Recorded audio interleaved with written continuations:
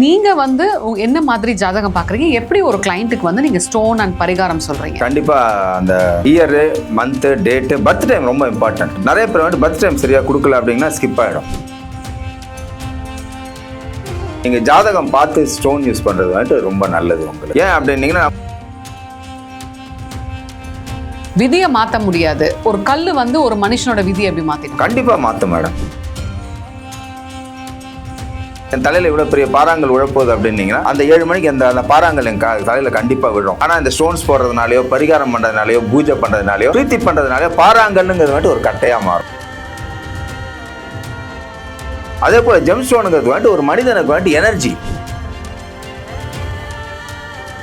வெறும் நவரத்னம் தான் ஸ்டோன் நினைச்சிட்டு இருக்காங்க. நவரத்னத்துக்கு மேல வந்துட்டு நிறைய கல்லுங்க இருக்கு. கியூர் ஆகாத டிசீஸ்லாம் கியூர் ஆகும் இதுல உங்களுக்கு ஜெம் ஸ்டோன்ல. ஆக்சுவலா ஒரு சில ஜெம் ஸ்டோன்ஸ் வெளியில போட்டா அதுக்கு பவர் அதிகம். ஆமா மேடம். ஆக்சுவலா பரிகாரத்துக்கு உகந்த இது எதுன்னு கேட்டீங்க அப்படின்னீங்கன்னா வெள்ளி தான். நீங்க எவ்வளவு வீட்டுல வெள்ளி வாங்கி வைக்கிறீங்களோ அவ்வளவு தங்கம் சேரும். நம்புவீங்களா?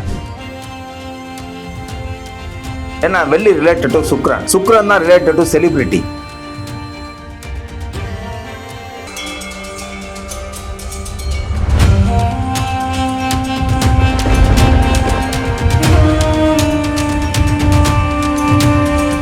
யூத்தமிழ் பக்தி நேயர்களுக்கு வணக்கம். இந்த காணொலியில நம்ம கூட பிரபலமான ஜெமாலஜிஸ்ட் அண்ட் ஜோதிடர் கார்த்திக் சார் இருக்கார். வணக்கம் சார், எப்படி இருக்கீங்க?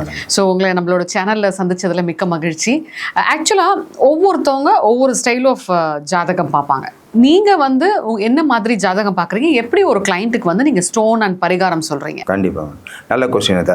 ஆக்சுவலா எல்லாரும் பாக்குறப்போ தான் நம்மளும் பார்ப்போம் ஜாதகத்தை. ஆக்சுவலா என்ன அப்படின்னு கேட்டீங்கன்னா, கண்டிப்பா அந்த year, month, date, birth time ரொம்ப இம்பார்ட்டன்ட். நிறைய பேர் வந்து பர்த் டைம் சரியா கொடுக்கல அப்படின்னா ஸ்கிப் ஆயிடும். என்ன காரணம்? ராசி நட்சத்திரம் வந்துட்டு கரெக்டாக உங்களுக்கு சூட் ஆகிடும். ஆனால் கொஞ்ச நேரம் ஒரு 10 நிமிஷம் டிஃப்ரென்ஸ் இருந்தால் கூட லக்னம் மாறிடும் உங்களுக்கு. இப்போ நான் வந்து சார்ட்டை பார்த்து தான் உங்களுக்கு ஜெம் ஸ்டோன்ஸ் வந்துட்டு செலெக்ஷன் கொடுக்குறேன், சஜெக்ஷன் கொடுக்கறது. இப்போ காரணம் என்ன அப்படின்னு கேட்டீங்கன்னா, நிறைய பேர் கேட்குறாங்க ஜாதகம் பார்த்து தான் நீங்கள் வந்துட்டு ஜெம் ஸ்டோன் போடணும். கிடையாது, காமன் ஸ்டோன்ஸ் 2-3 இருக்குது. ஒரு 5 ஸ்டோன் காமன் ஸ்டோன்ஸ் போடலாம் நீங்கள். ஆனால் கூட நீங்கள் ஜாதகம் பார்த்து ஸ்டோன் யூஸ் பண்ணுறது வந்துட்டு ரொம்ப நல்லது உங்களுக்கு. ஏன் அப்படின்னீங்கன்னா, நம்ம வந்துட்டு ஜாதகத்தில் நம்ம நினச்சிட்டு இருப்போம். எக்ஸாம்பிள் சொல்கிறேன். இப்போ நம்ம வந்து ஒரு புஷ்பராகம் குருவுக்கு யூஸ் பண்ணுறோம். உங்களோட ஜாதகத்தில் உண்மையாக குரு நல்லா இருக்காரு. அப்போ நீங்கள் அந்த இடத்துல புஷ்பராகம் யூஸ் பண்ணுறதுல பர்பஸ் சால்வ் ஆகுமா? இல்லையே, ஆகாது உங்களுக்கு. ஏன்னா அந்த இடத்துல வேற யாரோ ஒரு சுக்கிரன் நெகட்டிவாக இருக்கலாம், ஒரு சனி நெகட்டிவாக இருக்கலாம், புதன் நெகட்டிவாக இருக்கலாம், ராகு கேது நெகட்டிவாக இருக்கலாம். அப்போ நம்ம என்ன பண்ணுறோம்? ஜெம் ஸ்டோன் நல்ல ஸ்டோன் ஆச்சு, காமன் ஸ்டோன் ஆச்சு, புஷ்பராகம், எமரால்டெல்லாம் இது போடுறோம். அது போடுறதுனால உங்களுக்கு கண்டிப்பாக நெகட்டிவ் ஆகாது எந்த ஜெம் ஸ்டோனும். ஆனால் நீங்கள் என்ன பர்பஸுக்கு போடுறீங்களோ அந்த பர்பஸ் வந்துட்டு சால்வ் ஆகாது. ஓகே, இப்போ ஒரு சந்தேகம் சார். நிறைய பேர் சொல்லுவாங்க, பொது கருத்து அப்படின்னு எடுத்துக்கலாம், விதியை மாற்ற முடியாது. ஒரு கல் வந்து ஒரு மனுஷனோட விதியை எப்படி மாற்றிடும்? கண்டிப்பாக மாற்றும் மேடம். ஏன் அப்படின்னு கேட்டிங்க அப்படின்னீங்கன்னா, நம்ம ஏற்கனவே சொல்லுவோம், கல் அப்படிங்கிறது வந்துட்டு கண்டென்ட்ஸ் ஆஃப் மினரல்ஸ் தான் உங்களுக்கு. இது ஒன்றும் பெரிய விஷயம்லாம் கிடையாது. ஒவ்வொரு கல்லையும் ஒவ்வொரு மினரல்ஸ் இருக்கும். எப்படி நம்ம டேப்லெட்டில் சொல்கிறோம் உங்களுக்கு பேராசெட்டமால், ஆன்டிபயோட்டிக், ஸ்டீராய்டுன்னு சொல்கிறோம் பார்த்தீங்களா? ஸோ கெமிக்கல் எங்கேருந்து கிடைக்குது? பூமியிலேருந்து தான் கிடைக்குது. அப்போ ஜெம்ஸ்டோன் எங்கேருந்து கிடைக்குது? ஜெம்ஸ்டோனும் பூமியிலேருந்து தான் கிடைக்குது உங்களுக்கு. ஸோ நீங்கள் கேட்குறீங்க விதியை அதால் மாற்ற முடியுமா? அதாவது மாற்றும் அப்படின்னீங்கன்னா இட்ஸ் எ ரிட்டன் திங். எல்லாமே நம்மளோட ஃபைலை வந்துட்டு கடவுள் எழுதி ஆல்ரெடி அந்த ஃபைலை வந்துட்டு தூக்கி போட்டாச்சு. ரொம்ப எழுதி தூக்கி போட்டார் நம்ம ஃபைலை. யூ கான்ட் ஆல்ட்ரேட். ஆனால் அந்த பெயினை வந்துட்டு நீங்கள் ரெட்யூஸ் பண்ணலாம். உங்களுக்கு கண்ணு அந்த இது இருக்குது பார்த்தீங்கன்னா, தடங்கள் வரப்போது செய்ததுன்னா அந்த தடங்களோட வீரியம். இப்போ எக்ஸாம்பிள், இன்றைக்கி என் தலையில் இவ்வளோ பெரிய பாறாங்கல் உழப்போகுது அப்படின்னீங்கன்னா அந்த 7 மணிக்கு அந்த பாறாங்கல் என் தலையில் கண்டிப்பாக விழும். ஆனால் இந்த ஸ்டோன்ஸ் போடுறதுனாலையோ, பரிகாரம் பண்ணுறதுனாலையோ, பூஜை பண்ணுறதுனாலையோ, பிரீத்தி பண்ணுறதுனாலையோ பாறாங்கல்லுங்கிறது வந்துட்டு ஒரு கட்டையாக மாறும். பாறாங்கல் வந்தால் கோமா ஸ்டேஜில் இறந்துடலாம். ஆனால் ஒரு கட்டை வந்துன்னா என்ன ஆகும்? உங்களுக்கு 2 தையல் போடுவோம். இன்னும் நீங்கள் நல்ல ஸ்பிரிச்சுவல் இன்வால்மெண்ட்டோட ஒரு சில பிரீத்தி கரெக்டான ஜெம் ஸ்டோன்ஸ்லாம் போட்டிங்கன்னா அந்த கட்டைங்கிறது வந்துட்டு பிளாஸ்டிக் ஆகிடும். அப்படி லைட்டா பட்டு ஒரு சின்ன இலை, ஒரு சிறகாட்டம், ஆமா ஒரு சிறகு ஊதா எப்படி இருக்கும் அது போல. அப்ப வந்துட்டு இது வந்துட்டு ப்ரொடெக்ட் பண்ணுதா பண்ணலையா? உங்களுக்கு கண்டிப்பா பண்ணும். ப்ரொடெக்ஷன் எல்லாமே இல்லை. அதான் மனிதனுக்கு வந்துட்டு இது உயிர் அப்படின்னு நான் சொல்ல வரல. ஊன்றுகோல் ஆட்டம். இப்போ ஒரு ஆள் நடக்கவே முடியாமல் இருக்காரு, அவருக்கு ஒரு ஊன்றுகோல் கொடுத்தீங்கன்னா எவ்வளோ சப்போர்ட்டிவாக இருக்கும் உங்களுக்கு. அதே போல் ஜெம் ஸ்டோனுங்கிறது வந்துட்டு ஒரு மனிதனுக்கு வந்துட்டு எனர்ஜி. இப்போ நம்ம வீக்காக இருந்தால் டாக்டர்ஸ் என்ன சொல்கிறாங்க?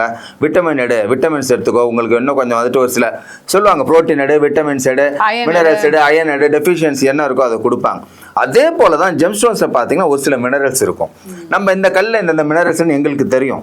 அப்போ நாங்கள் என்ன சொல்லுவோம், இந்த ப்ரிஸ்கிரைப் பண்ணுவோம். நம்ம டாக்டர் ப்ரிஸ்கிரைப் பண்ணுவார். நாங்கள் சஜெக்ஷன் கொடுப்போம்.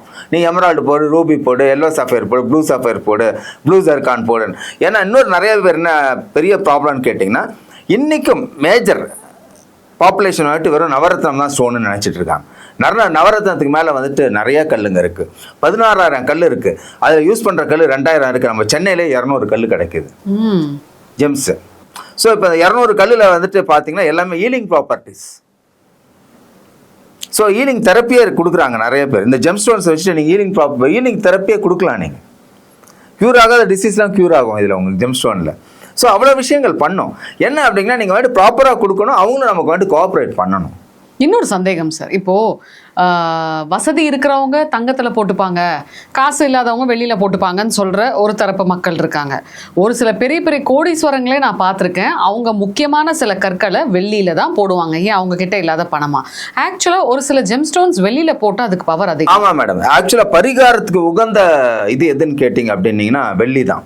ஏன் அப்படின்னா சுக்கிரன் ஆதிக்கம் நிறைந்தது வெள்ளி.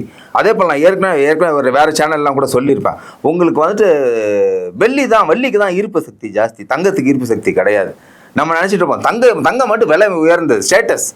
ஆனால் நீங்கள் பொருளாதாரமாக மேம்படணும், உங்களுக்கு வசதி வாய்ப்பு மேம்படணும், நான் வந்துட்டு பெரிய ஆள் ஆகணும் சார், நல்ல க்ரோத் இருக்கணும், எனக்கு ஃபினான்ஷியலி வந்துட்டு எக்ஸ்பெக்ட் பண்ணாத ஒரு க்ரோத் கிடைக்கணும் அப்படின்னீங்கன்னா வெள்ளி தான். நீங்கள் வாரம் ஒரு வெள்ளி பார் வாங்குங்க மாதத்துக்கு. ஆமாம், ஒரு வெள்ளி கட்டி 1 கிராமோ 2 கிராமோ உங்களை வந்துட்டு 100 கிராம் 200 கிராம் வாங்க சொல்லு. நீங்கள் எவ்வளோக்கு வீட்டில் வெள்ளி வாங்கி வைக்கிறீங்களோ அவ்வளோக்கு தங்கம் சேரும். நம்புவீங்களா? ஆமாம், இது ஒரு சயின்ஸ் இது. ஸோ நீங்கள் எவ்வளோ பெரிய ஆளை பாருங்கள், அது இண்டஸ்ட்ரியலிஸ்டாக இருக்கட்டும், உங்களுக்கு ஃபினான்ஷியராக இருக்கட்டும், பெரிய பெரிய ஆள் பார்த்தீங்கன்னா நிறைய கோல்டு, வைடூரியம், பிளாட்டினம் எல்லாமே போட்டிருப்பாங்க. ஆனால் கண்டிப்பாக உடம்புல வந்துட்டு ஒரு 2 வெள்ளி மோதிரம் போட்டிருப்பாங்க. ஏன்னா வெள்ளி ரிலேட்டட் டு சுக்ரன் தான் ரிலேட்டட் டு செலிபிரிட்டினாலே சுக்ரன் தான். புரியுதுங்களா? அது கலைத்துறை ஆகட்டும், உங்களுக்கு எந்த துறையாக இருந்தாலும் செலிபிரிட்டின்னு வந்துட்டாலே எல்லாமே வந்துடுவாங்க. பொலிட்டிஷியன் செலிபிரிட்டி தான், சினி ஃபீல்டில் இருக்கவங்க செலிபிரிட்டி தான். நீங்கள் ஒரு பர்டிகுலர் ஃபீல்டில் வந்துட்டு கொஞ்சம் ஃபேம் ஆகிட்டிங்கன்னா நீங்கள் வந்துட்டு you will become a celebrity. அப்போ செலிபிரிட்டி உங்களுக்கு ஃபேமு, ஐடென்டிட்டி, உங்களுக்கு ஒரு இதை யார் கொடுப்பா அப்படின்னு கேட்டிங்கன்னா, தனித்துவத்தை யார் கொடுப்பான்னு கேட்டிங்கன்னா சுக்கிரன் தான் கொடுப்பார். அப்போ நீங்கள் புரிஞ்சிச்சிங்களா இப்போ எதுக்கு நாங்கள் வெள்ளியை சொல்கிறோன்னு சொல்லிட்டு. பரிகாரத்துக்கு உகந்த மெட்டீரியல் எதுன்னு கேட்டிங்கன்னா வெள்ளி மெட்டீரியல் தான். ஓகே, இப்போ நம்ம வெள்ளி ஒரு கிராம் வாங்கிட்டே இருக்கோம்னு வைங்களேன், அது எப்படி கோல்டு அட்ராக்ட் பண்ணும்? ஆமாம் மேடம், ஏன் அப்படின்னீங்கன்னா சுக்கிரன் தான் எப்பயுமே வாசக்கதவை யார் திறப்பா அப்படின்னு கேட்டிங்கன்னா சுக்கிரன் தான் திறப்பார். நம்ம சொல்லுவோம் இப்போ ஒரு வாட்டி தேவகுரு, சுக்கிரன் வாட்டு அசுரகுரு, குரு வாட்டு தேவகுரு, சுக்கிரன் வாட்டு அசுரகுரு. உங்களுக்கு புரியுதுங்களா? ஆனால் குரு வாட்டு ஒரு ரோல் மட்டும்தான் ப்ளே பண்ணுவார். உங்களுக்கு மிஞ்சி போச்சுன்னா பொருளாதார தடை, வேலை வாய்ப்பு, திருமணத்துக்கு குருவோட அருள் முக்கியம். ஆனால் மனிதனுக்கு வந்துட்டு என்ன இன்னைக்கு பிரீத்துக்கு எதுக்கு தேவை உங்களுக்கு? பொருளாதாரம்னு பார்த்தீங்கனாலே சுக்கிரன் தான் உங்களுக்கு. ஃபேம், ஒரு மனிதனுக்கு ஃபேம் வந்துட்டாலே பணம் வந்துடும். புரியுங்களா? நீங்கள் செலிபிரிட்டி ஆகிட்டாலே பணம் வந்துடும். உங்களுக்கு ஒரு ஐடென்டிட்டி கிடைச்சாலே பணம் வந்துடும். உங்களுக்கு அதாவது எதிர்பார்க்காத லக்கு யார் கொடுப்பா, குரோத்தை யார் கொடுப்பா அப்படின்னு கேட்டிங்கன்னா சுக்கிரன் தான். அந்த சுக்கிரனுக்கு உகந்தவர் யாருன்னு கேட்டிங்கன்னா வெள்ளி தான் உங்களுக்கு. அதனால தான் இங்கே வந்துட்டு வெள்ளி வாங்குங்க, நீங்கள் வந்துட்டு கோல்டு வாங்கக்கூடிய கெப்பாசிட்டி கிடைச்சிரும்.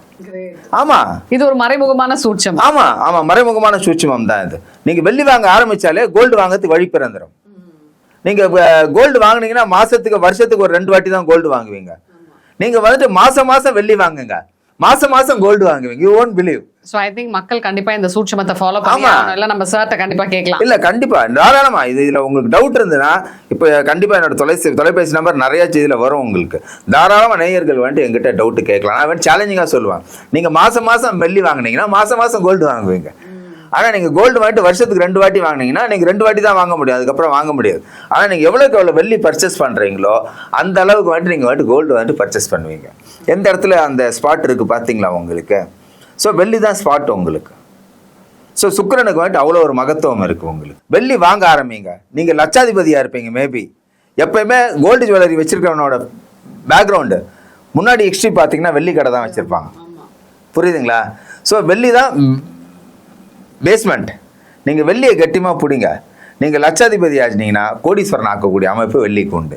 கிரேட். ஸோ மக்களே அதாவது நிறைய விஷயங்கள் நமக்கு கார்த்திக் சார் சொன்னார். இன்னும் வரப்போகிற பதிவுகளில் டீட்டெயில்டாக நம்ம ஒரு ஸ்டோன் பற்றியும் நிறைய விஷயங்கள் கேட்டு தெரிஞ்சுக்கலாம். நன்றி. நன்றி மேம்.